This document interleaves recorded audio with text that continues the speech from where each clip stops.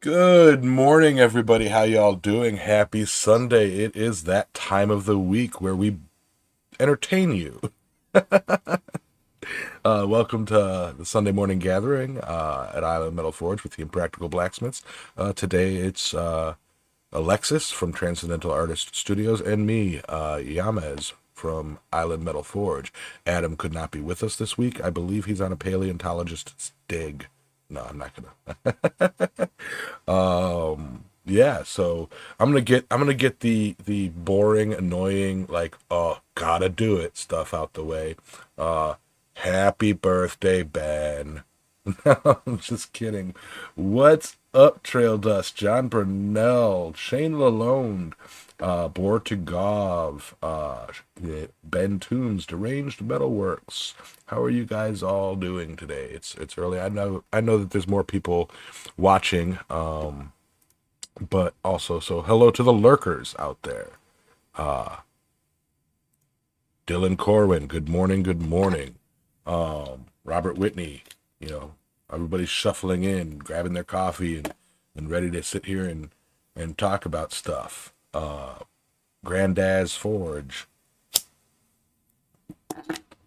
So yeah, today, it's Halloween's over, sadly, and I've decided to take a new leaf on the holidays stuff, and I'm gonna kind of lean into okay, Halloween's over. I will not be sad. I promise myself I'm not gonna cry. And we move into, like that whole like pumpkin spice stuff and UGG boot season. I'm totally gonna grab me a halter top and some UGG boots and go to Starbucks for some pumpkin chai latte stuff, things, whatever they're called. I'm getting the weird eyes. I'm getting the Well, shut the. I'm getting the that's shut that's a up, mental yo. image I didn't need. Thanks a lot. Yeah, yeah, yeah. So let's I go mean, ahead and I can pull that off. You not so much. Uh, I'd rock some UGG boots. A halter top and a plaid skirt. Hell yeah, I'd rock that. Boots with the fur, With the fur. Hey, what up, Roy? Good morning. Happy the whole coffee holidays. shop. We're Oh, just talking how I'm really gonna lean into this autumn thing and not worry too much about how Halloween is over. Pumpkin spice flavored bikini. Yeah, that's what I'll wear for you, Trail Dust. What is going on in my head? I had a long night. Anyway, I'll get on to that. So we move on to the how was your wow, what the hell? week? Huh? I forgot. Oh, no, I went to change my video background and I never did it. Yeah. Um. There you go. There we go. There you go. Shorty got low, low, low, low. Yeah. All right. So Cat's not working. um There it is. switches to the how was your week segment. So Alexis, how you doing? What you got going on? I know me and you haven't really talked much this week. It's been a hell of a week for me Um, on my end. yeah, no, it's been interesting. I worked 3 days, 3 day work week, like 60 hours. But God, I've been sitting around here not doing a whole lot of anything. I mean, like my Discord status says, playing a 7 days to die marathon. That's because I played like 14 hours straight the other day, And it's just and I'm staying just on not it, seeing right? my status. Yeah, yeah, yeah. But no, I've also been binge watching a couple shows on Netflix that I didn't think I'd seen them, but like occasionally I'm like, no, I know what's about to happen, or I know what they're about to say. So I apparently I have watched this whole series. I'm watching since eight, and I'm like, huh. All right. Anyways, so I've been binge watching that, and then That's that I've been one. doing a If I may really quickly interrupt that Sense 8, I heard about that. I never watched it. That's the one where like 8 people are like all their senses and stuff are linked, like they feel what each other's are feeling and stuff like that. yeah, yeah, that's the one. Okay. And Okay. yeah. So, anyways, I've been doing that, and I've been doing a lot of reading. I mean, like I've been knocking out. Uh, well, the books I'm reading right now are a little bit longer, so it's about one every 2 days. Some of the stuff that I was reading before were, only about 200 or 300 pages, so I was knocking out one a day. And I don't know. I just been really enjoying reading lately, and I mean, it doesn't use up a lot of data, and I don't know. For some reason, it's just it's more stimulating, mentally stimulating than like watching a show. So been doing a lot of that lately. I did mean to get into the shop this week, and the weather was perfect, and it was just like, yeah, tomorrow I'm gonna get out there and I'm gonna build this, I'm gonna build that, and then tomorrow came, and I was just like, bleh. Yeah. I mean, I felt fine. I just had no motivation. I'm just like, no, I don't want to. I don't feel like. And for me, honestly, I mean, it's not something I do for a living. It's just something I do for fun. And if I don't, if I'm not in the mood to go light a fire and get something hot, there's not really much point in doing it. You know what I mean? Yeah. Because then at this point, at that point, it becomes something that I feel like I might resent, Right. and I don't want to do that. So if I'm not feeling it, I'm just not going to do it. You know what I mean? And so yeah, so I like, whereas I was telling everybody, oh yeah, I'm going to get out there. I'm going to get out. I think I'm talking about like Thursday. I was like, I'm going to get out there and work in the shop. And then I just sat here at this chair and read all day long.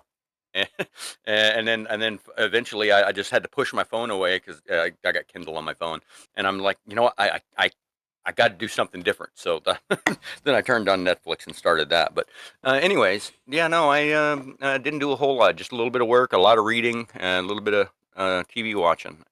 That's the long and short of it. I've got a job going on like right now. I'm supposed to be out there in an hour, and I'm going to leave here in an hour. It's only like 20 minutes away. So and Okay. even then Yeah. last night they're like, yeah, be there at 10, and he's like, but 10 might even be a little too early. So if uh if they need me before that, they'll call me. But so I should be all right though. I should be all right to go the whole show.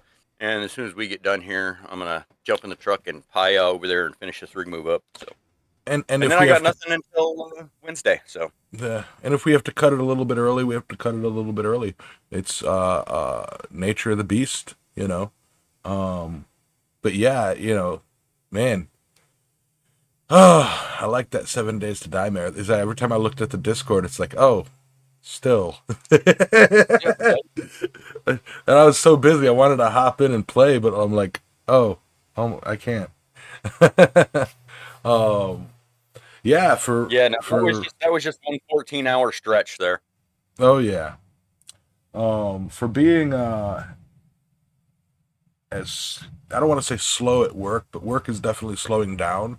Um, and small blessings because uh other work that I've got going on right now, other stuff that I'm doing, it's like I am just balls to the walls busy, I writing up papers, doing presentations, and just like yesterday, for example, I literally was talking for 12 almost 12 hours straight. It was an insane day, very productive, got a lot done. Released some information to a community, and just oof. And on that note, I would like to say any gamers that follow me is welcome to hit me up. I'm gathering and building a gaming community. Very any gamers, whatever. And one of the plans is to like search out game developers and do beta testing and that and stuff like that, and have a group that will help indie game developers grow and get started, because indie games right now are skyrocketing. But yeah, so it's like at work it was a lot of little stuff, like was it Thursday, I was up and down the beach, doing little small jobs, adding outlets, fixing, troubleshootings, and estimates and all that, and it's like just up and down and up and down. And speaking of which, I still have to write up job reports and estimates. Oof, blah, paperwork.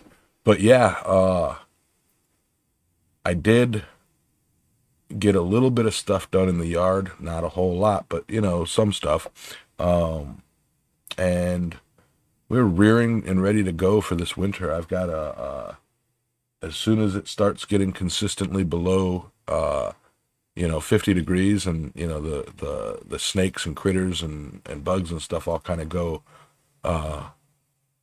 quiet. I'm going to be tearing into some of those piles in the back. I got my chainsaw running good, and I'm going to tear down some trees and clear some brush in the back 40 and move some tire piles. Anybody want to come by? So, so with that, it's like between my yard work and my work,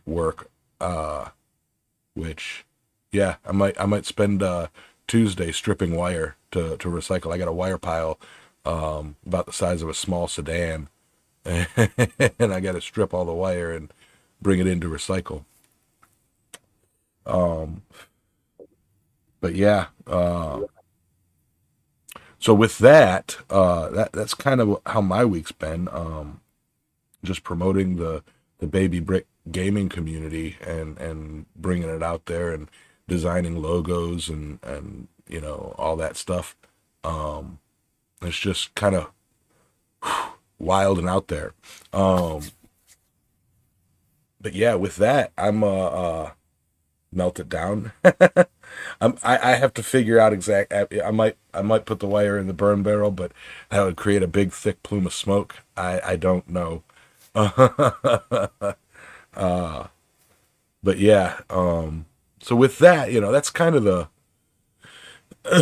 man. So without Adam, the "How was your week" segment just it goes flies by. Adam always has the busiest weeks to talk about. You know. I'll bet I'll do the "How was your week" for Adam. It's like, oh yeah, I was on a paleontologist's dig, and I was recreating ancient blacksmith sites for the dinosaurs, and yeah, that's Adam. Anyway, so last month we had discussed all sorts of Halloweeny related stuff. We discussed Gothic ironwork, a bit of Art Deco,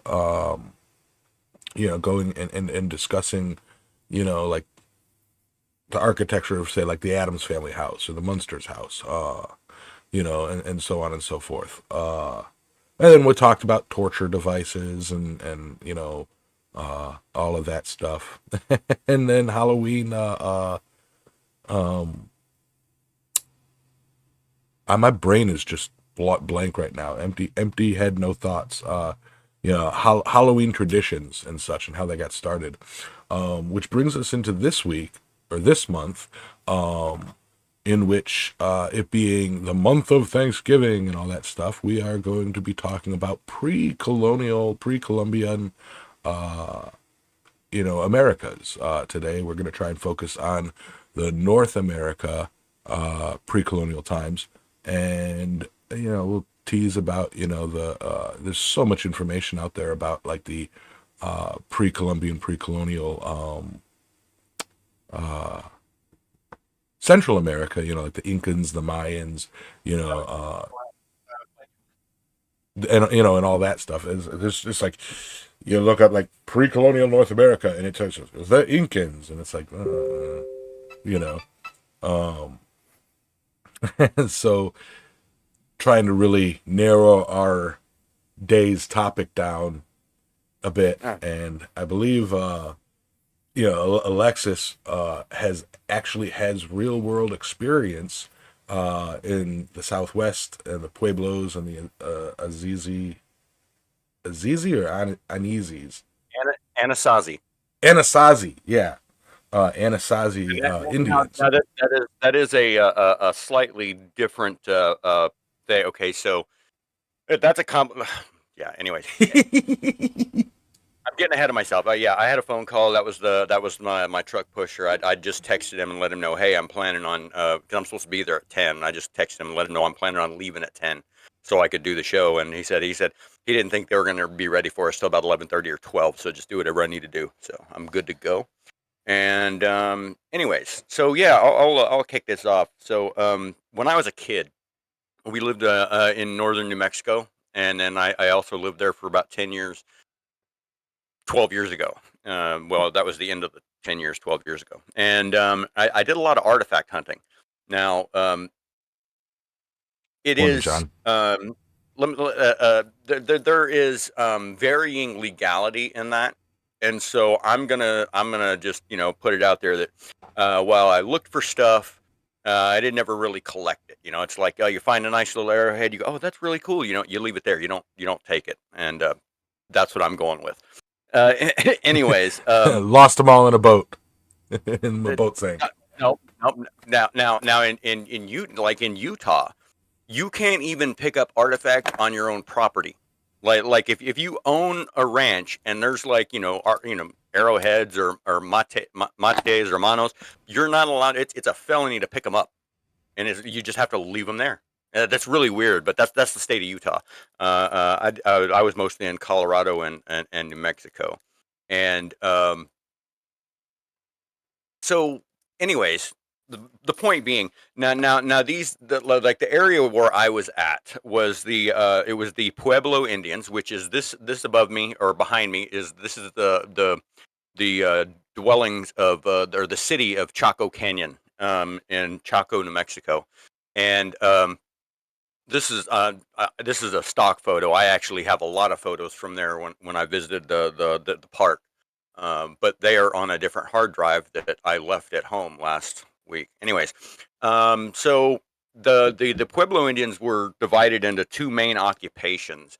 One about 800 AD, and then another one beginning about 1200. So there was a 400-year gap where this whole area was not occupied, and a lot of it was due to a drought.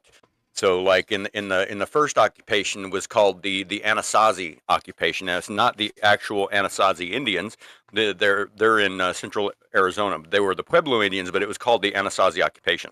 I don't know why that is, but it has. I think it has a lot to do with the artwork on the pottery, Right. and that's kind of how you discern the the different eras is by the decoration on the pottery. You can tell, oh, this is Mesa Verde occupation, this is Navajo Gray, this is Anasazi occupation, etc.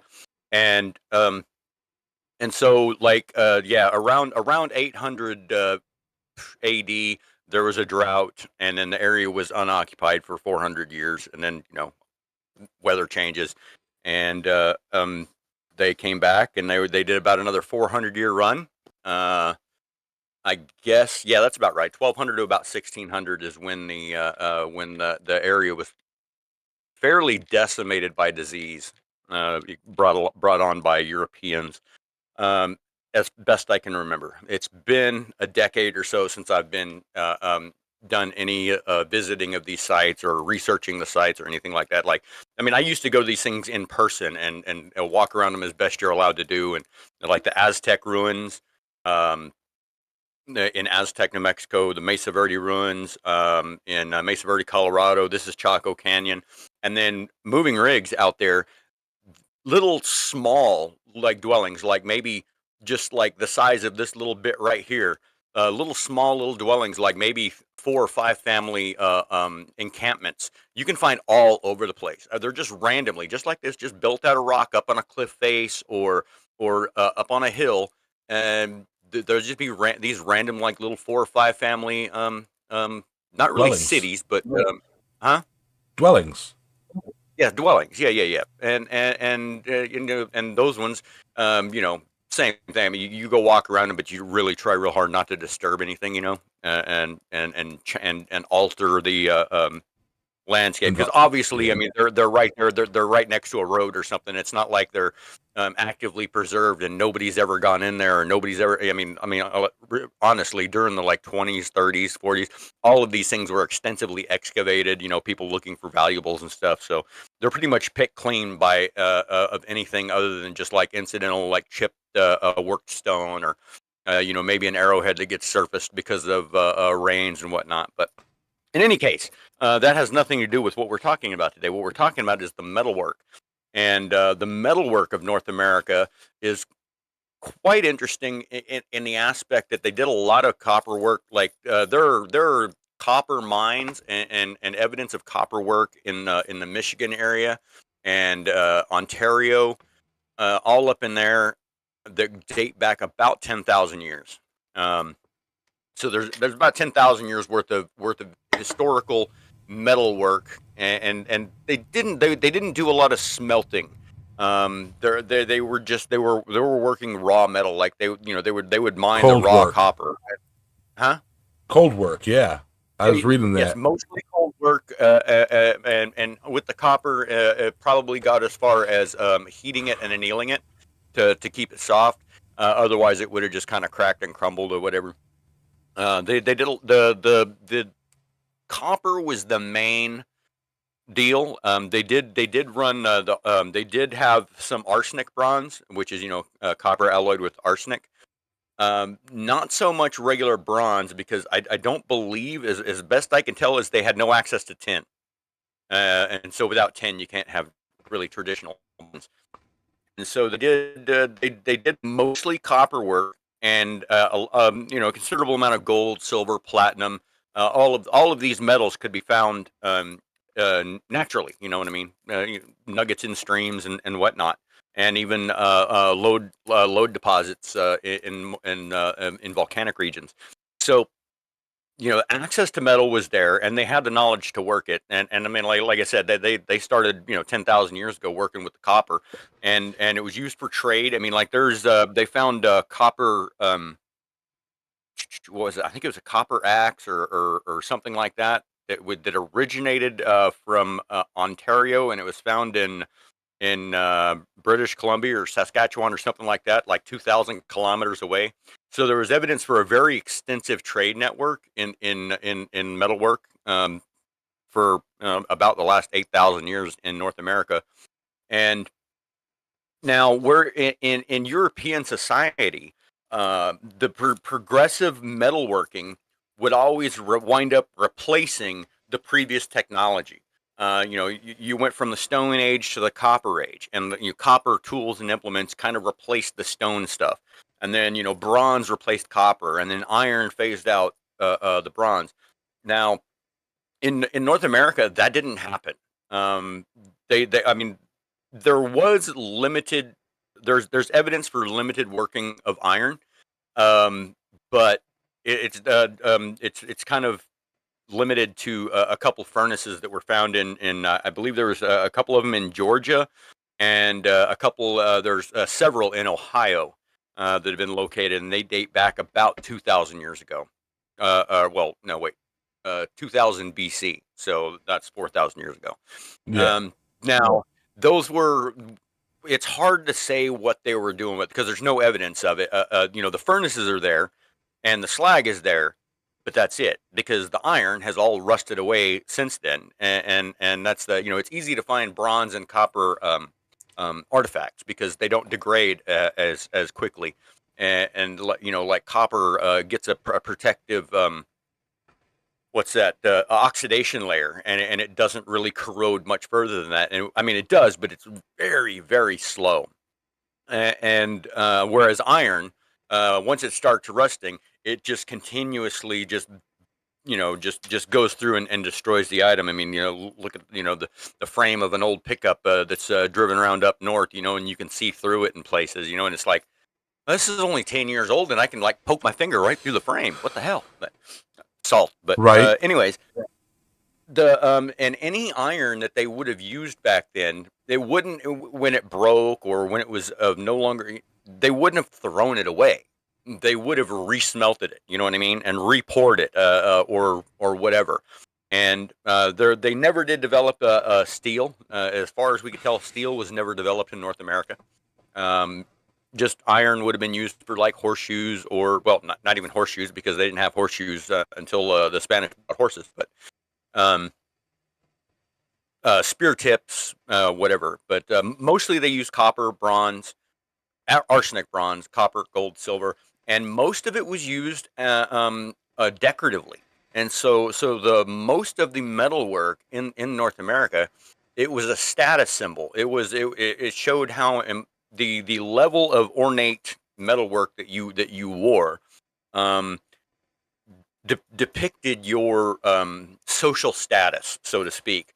None of these items ever really replaced the stone tools that they've been using for thousands of years, because I guess the way they looked at it is these stone tools are, you know, you pick up a rock, you make a spear point, attach it to a stick, you go get dinner. Why waste the copper on that when I can just make it out of a rock? I mean, that's the way I think of it. And so it was never really supplanted by the metal. And where it was used, and when copper was used in spear points and things like that, it was more ceremonial. They were decorative pieces, ceremonial in nature. Um, I think like I have spear points that are huge, or but I've seen spear points that are huge, and and Yes. and and they're impractical for use because of their weight.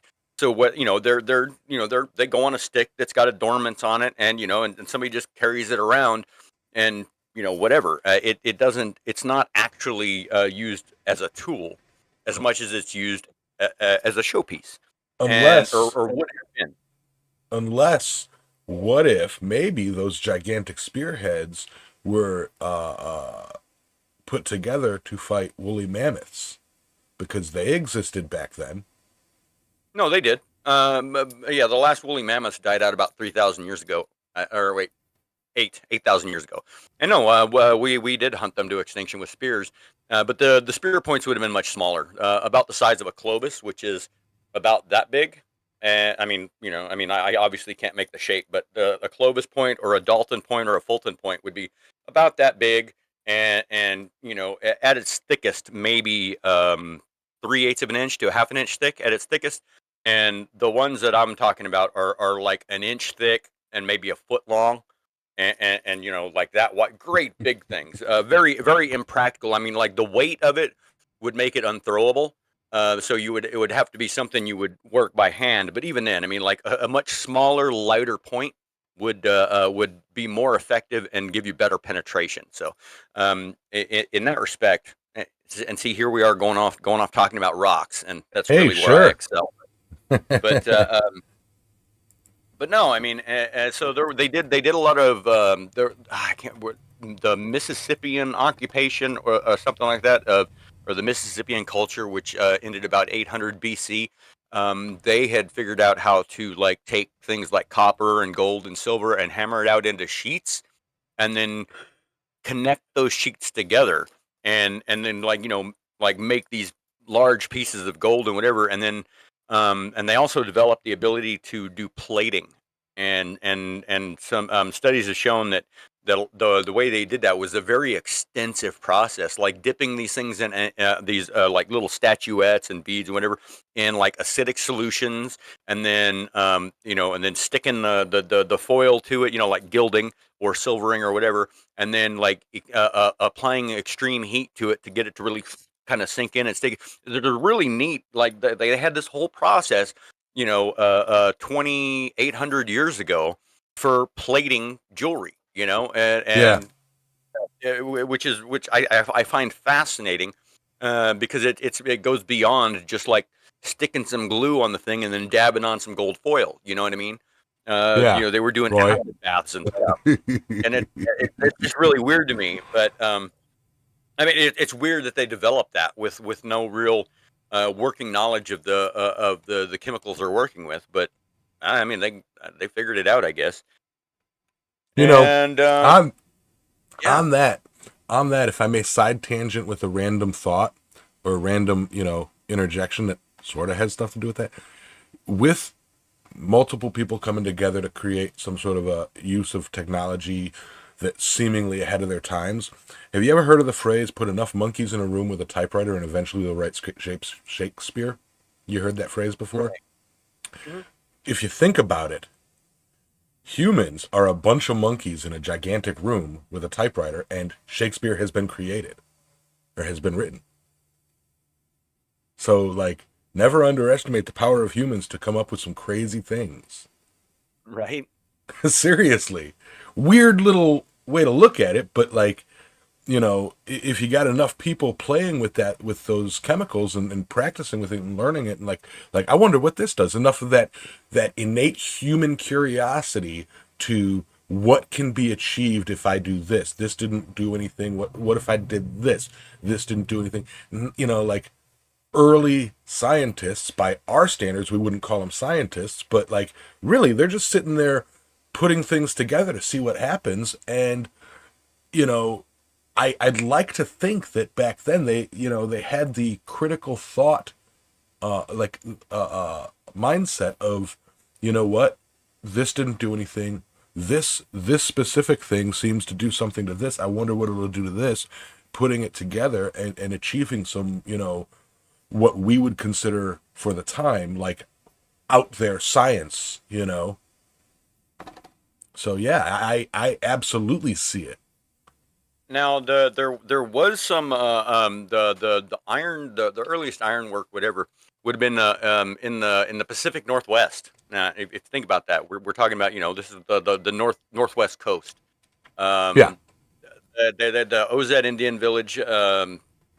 There was iron chisels and knives discovered there, and the iron originated from Japanese and Chinese shipwrecks that were swept by ocean currents over to the North American coast. And the Native Americans there would found the stuff and was working it. They had their own name for the metal called Gaius, um, and it was the wrecking of these vessels was pretty common. And they yeah, I mean, and this was I guess around early 1600s. But I mean, if you think about it, the European contact was pretty much confined to the East Coast, and then slowly, worked its way westward. So even at 1600, around that time, was still pre-colonial or pre-European contact for the people in the Pacific Northwest. Um,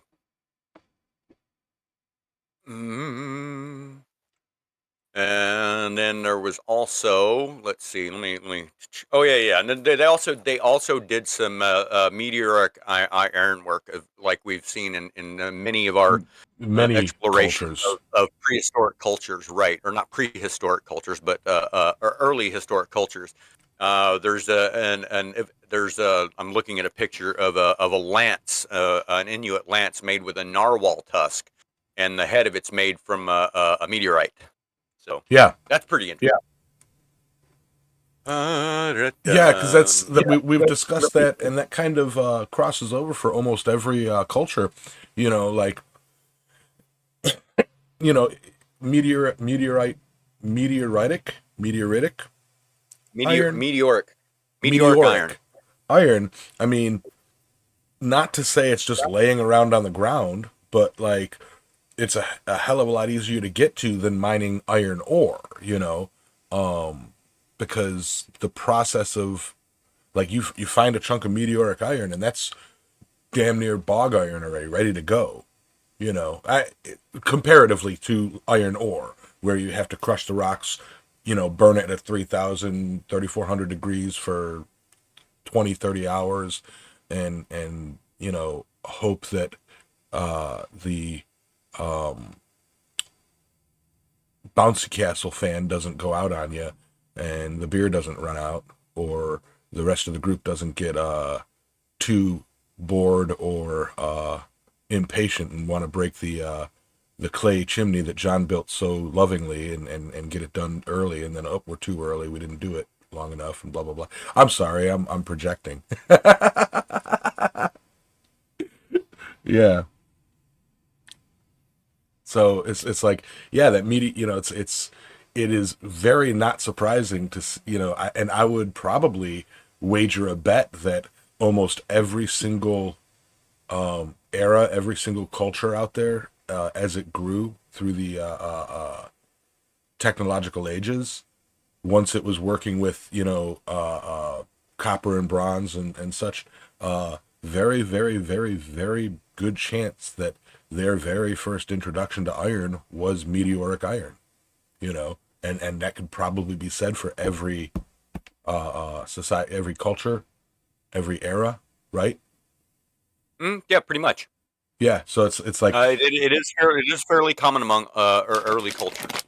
yeah, because If you'll excuse me for a minute, I have to take care of something. I'm going to be off out for give me 5 minutes. I got to all take care of right, something. all right, but yeah, so it's like I mean, imagine, like you switch from stone, like as a culture, switching from stone tools. And I know it didn't happen like overnight, so it's not like the same person was like, "Hey, I'm using this stone tool. Oh, look at these are, like copper axe is cool. Okay, that works better. Oh, look, now there's bog iron, or meteoric iron. It's literally not the same person, but as a culture that shares their history, and as they progress and everything. Yeah, absolutely. You can talk amongst yourselves. I'll give you a subject. They um, walk around, pick up a piece of iron, and go, this is a heavy piece of copper, or this is something different. I wonder what I can do with this. And that goes back to that what I was talking about when Alexis was talking about, electroplating gold, not electro, chemically plating gold and such. It's like you have to think that you can't think of you know prehistory and early history humans as being idiots or dumb. We are modern man is tens of thousand years old in the scientific sense of that's how our brains developed. So the people back then had the same kind of or the same curiosity and inane, human want to learn more and want to progress and want to have the better of the stuff, like move on and progress. So of course you had people out there, I wonder what I can do with this. I wonder what happens when I do this. I wonder, like, hey, and then achieve something great or rather greater than what they have and go, hey guys, look at this.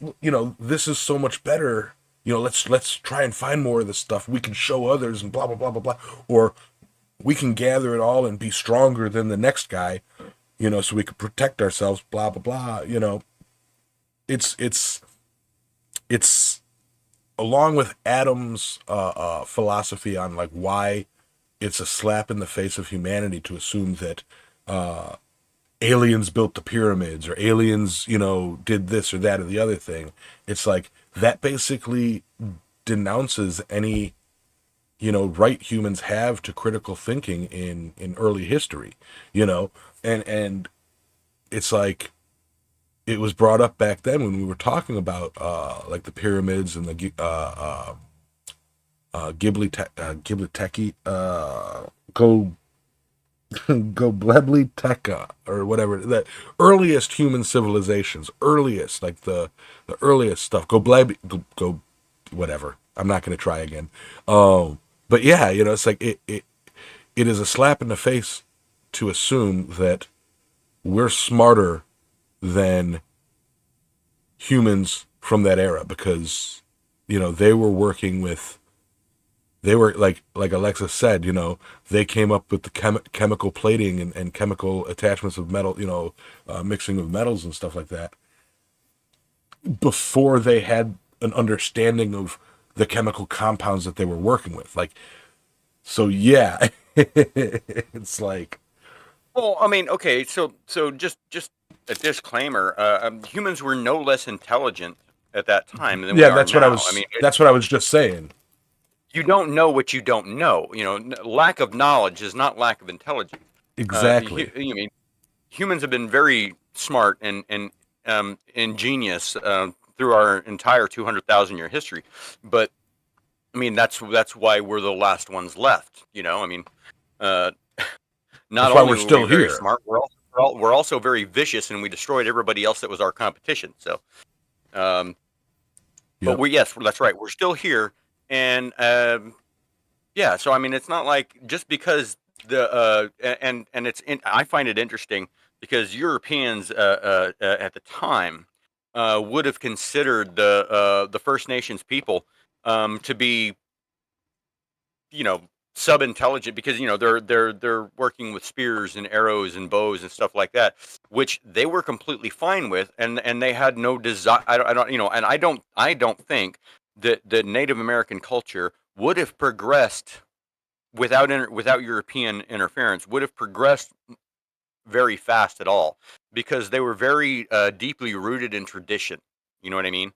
And they were very against, and this seems to be very common throughout most of the First Nations, was that you did things the old way because that's the way we've always done them, and to do something different would be an insult to your ancestors, or things Yeah. like that. Yeah.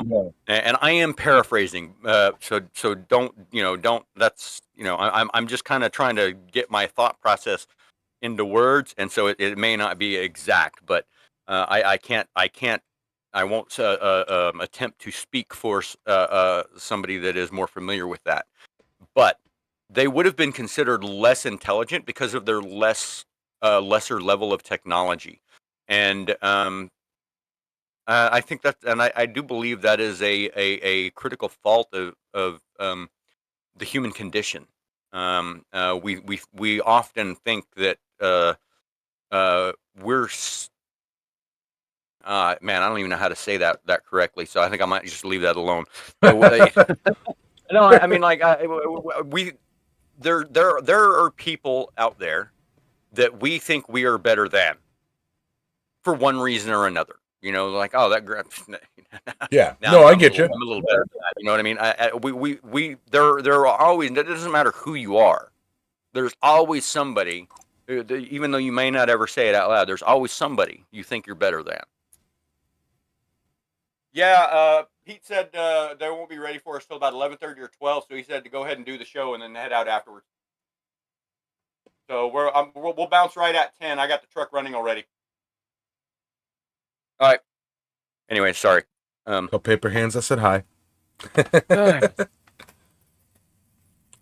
But yeah, the chat, is all a Twitter about this topic, and I love to see that interest in it, and y'all's input.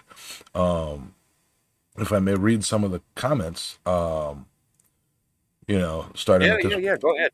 we are on higher steps on the same ladder. Yep, that's a really good analogy of it. Still the same ladder, higher, but just higher steps. We've climbed further. We're not smarter, just different. We can't build with stone like they could.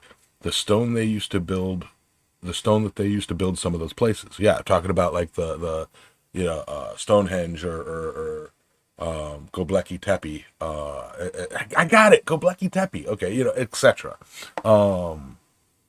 If you think those people were daring, how about the first people to eat and discover what foods were edible and what wouldn't kill you? Yeah, Yeah, absolutely, I know, John. right? Yeah. That's and that's it. You just gotta. I mean, like, somebody's got to be the guinea pigs. Like, Right? this smells really good. Or what about the first person to discover something like poison ivy? I mean, it's like, Oh, speaking of you know, speaking of poison did ivy, little side. Uh yeah, yeah, right. Poor Mr. Coffee. What did you do? Did you face plant into it, or were you attacked Yeah, by that's a what I was poison thinking. ivy Did you triffid? trip and fall on it? Like, are you okay? Should we call somebody? Do you need a handler? Mr. Coffee this morning shared a picture with us, and he's got poison ivy on his face. Poor guy. Oh, poor guy. Made me itch. Um, but yeah, on the mind, all of our knowledge must depend. What then could be a more power or proper subject for our observation? Question mark. By anatomical observation, we become acquainted with the body, but by the anatomy of the mind alone, we discover its powers and principles. Dang it, Bill Corey, you're speaking in riddles and tongues. My brain hurts too much to do any of the brainy thinky thinging. you know. But that sounds eloquent. That sounds right. I love our chat. I love our Right? community. Yeah. Let me. There's a thing. Thomas. I'll grab that link you sent me and I'll put it in the chat and then that way you don't have to worry about it because let me find that. Yeah. Da, da, da, da. So yeah, it's what exactly makes it a Viking padlock? It uh goes and goes out to sea and conquers and pillages and such. Um, that's what the padlocks do to be Vikings. There's the link there, John, or anybody else that's interested. Yeah. So, yeah, I mean, uh, it's something that just comes to mind real quick about something you were talking about more towards the beginning. Before we got into the actual metallurgy, you were talking about the Anazizi, Anasazi. Anazari, Anasazi period, not or that wasn't didn't include the Anasazi Indians. Um, and why was it called the Anasazi period and whatnot? But because of the style of pottery decoration and whatnot. If I recall from reading that book that I recommended you, Thunderhead, they actually mentioned that in that book, and a lot of it may have been, and I don't know, I'm not a scholar, so this is just basically my second, third hand information. Um, you know, trading, that pottery was sought after by other tribes and other communities in the area, so it kind of spread out. Even though the Anasazi tribe did not, they were the more popular. They made better pottery, so that spread out a bit. That's why you see that everywhere, and that era or that time period would be called the Anasazi era. Just Right now, speculating. now an interesting side note on the pottery there. There were about four different kinds in the Four Corners regions that I could come across, and you had the stuff with the really it's white pottery shards, mind you. These aren't. I'm not talking about full pieces because No, those are I'm talking about shards, which is just like little chips and broken plates, broken bowls, stuff like that laying on the ground.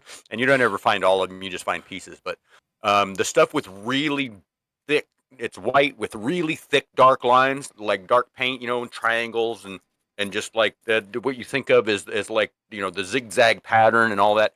That was called the Anasazi style of pottery. Now the same white with thinner black lines with like you would color something in with just like some thin lines like you were drawing it with a pencil instead of really big thick ones. That was the Mesa Verde.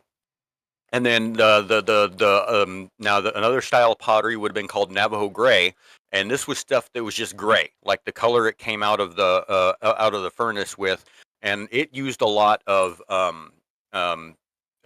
broken pottery as the binder, and so the because they would recycle when the cups and the bowls and stuff would break, they would crush it up into small pieces and throw it in the new mix and use it as a binder instead of like sand. And so Navajo gray was a lot of that, and it was usually gray or charred kind of black. And then there was trade pottery, and trade pottery tended to be a tan to brownish color. And so the tan to brownish stuff was used for trading with other groups, and which is, I mean, that was, and that's just the way.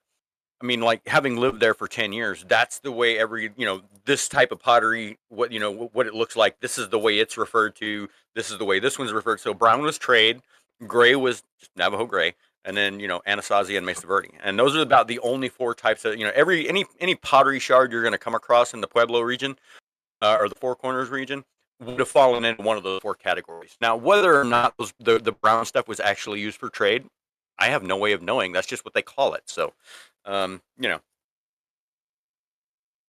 that's it. right. Yeah. Right. It's just an aside as like a I do remember again from that book that I recommended to you, Thunderhead. I do remember them discussing the differences between the Mesa Verde lines and the Anasazi lines, and one of the big finds in the book, and the book is fictional, was they stumbled upon an Anasazi encampment that was bigger than anyone that they had found, and they found rooms with full undisturbed potteries. You know, and that's a really cool book. I highly recommend it. And to all of you guys, if you're fascinated by that early American Indians, the book is Thunderhead by Lincoln Prescott, or Lincoln Childs and Douglas Prescott, I believe is the are the authors' names. But yeah, no, it's Childs. I don't know. Look up the book Thunderhead. It's a good book. Um, and it's a thriller, so it's not like just all this dry talk about you know pottery. But yeah, no, it's a thriller book, and really really really good. I might actually read it again because dang it, it's topical. But with that, we are pushing 11 o'clock, and I say we move on to our final thoughts. Sure. Yeah. Yeah. So my final thoughts. You know, metalwork in pre Columbian America was fairly, I wouldn't say rare, but it wasn't very common. And then the stuff that was done was mostly decorative. And some of those pieces exist today, mostly in museums and whatnot, and some in private collections. Uh, but no, I mean it just kind of shows this ingenuity of, like, we're talking about a people that are isolated from the rest of the world, like in Europe and Asia and Africa. Those people all kind of intermix and are not, or they have contact with each other, they have trade with each other. And in the case of Australia and the Americas, they're pretty much isolated, as the land bridge between Alaska and Siberia probably disappeared some 4 or 5 thousand years ago, about the time of the pyramids. So for 4 or 5 thousand years, the people that were here were just the people that were here, and they whatever. And so, to I find it fascinating that they developed their copper working and all of that alongside the rest of the world. It's an independent discovery and process that's ongoing at the same time on the other side of the planet, and these two people have no contact with each other, and things like that. I find that completely fascinating. Now, granted, the copper and the bronze persisted much longer over here because, in my opinion, resistance to change, resistance to new technology, until it became necessary for survival. So, um, yeah, I mean, with that, I mean, it's just like I have a certain level of appreciation for the people that did that, and I am truly fascinated by some of the traditions and the technologies of the First Nations peoples. It really, I mean, it fascinates me to no end, and I can read about it. I can go out and look at, like, these ruins like this, the Chaco Canyon. I can literally walk around them all day long, just looking at the rocks in the walls and the various designs and shapes, and speculating in my head what this room was used for, what that room was used for, what's the purpose of this rock right here sticking out of the wall 4 inches. I mean, things like that. So yeah, that's It all I was got, used. y'all. Y'all have It, y'all have a great week, and try not to kill anybody. it was used to hang the loincloth. That's what that wall was, or that rock was for. Um, but yeah, so my final thoughts. Obviously, it's like, really, never underestimate the power of the human mind, no matter what age or era you're talking about. Never underestimate what humans are capable of in any way, shape, or form, because humanity can surprise you. It really can. Be it some modern way of thinking, be it some modern way of acting, or inventing, or something what we consider ancient and undeveloped. It's still, they developed. They did this, and it's amazing. I'm right there with you on that. Quick question from Stephen Parsons before we go. Are there any books on colonial American tools and how to make them? If so, where can I find it, and how much would it be? I could not tell you. I honestly, I'm sure there are. I'm sure they exist. But as for a specific book recommendation, I really could not tell you. Can you think of Yeah, anything no, else? me neither. I No, mean, I. Google.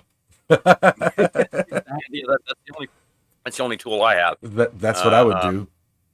all But of all of my information was gathered firsthand. So I mean, yeah, that's I was there. And that's and all I mean, not when it happened, but I mean, sure. visiting these sites and not just like they have the plaques that describe at each little thing what happened here, what's going on there, um, And things all like of that. my But also they have tour guides that do oral presentations about ooh, these things. So ooh. All of my knowledge is made up on the spot. So um uh take what I say with a grain of pottery dust. Um so yeah, we'll move on. I'm gonna play Adam from Speargrass Forge is gonna play us out, and then thank you all for showing up. I do plan on going live tonight. I have several trinkets from Roy over at Christ Centered Ironworks that I need to detail and play with, and we will get on that later. For that, let's let Adam take it away. 60 seconds of silence from me and Alexis. Just say thank you very much for listening, guys. You can find Yames on at Island Metal Forge on YouTube, Facebook, and Instagram. You can find Alex at Transcendental Artist Studios on YouTube, Instagram, and TikTok. And you can find me, Adam, at Speargrass Forge on YouTube, Instagram, and Facebook. If you have any suggestions for Tool of the Week, Metal of the Week, or any other topic, you can leave them under the hashtag Metal of the Week in the YouTube community chat in Discord, or you can email us at impracticalblacksmiths@gmail.com. If you found us on Anchor, Spotify, Amazon Music, Audible, or Google Podcasts, we upload generally every Wednesday, or you can join us live every Sunday morning at 10 a.m. Eastern Standard Time. That's currently 12:30 a.m. Australian Central Standard Time on Monday morning. However, you should check that against your local time, and that's located at the Island Metal Forge YouTube channel. Finally, thanks for joining us, and don't forget to hit that like and subscribe button, or give us a star rating if you found us on one of the podcasts, and we appreciate your support. Now, Thank you, Adam. Very much appreciated. And with that, guys, we're going to go ahead and call this a show. I think that it went very well. Give us time. Next week we have some ideas and some things up in the air. If they fall through, it may be a really fun, really cool show for the community. So tune in next week and keep it up following us. We'll let you know what's up. All right. Bye, everybody. see ya.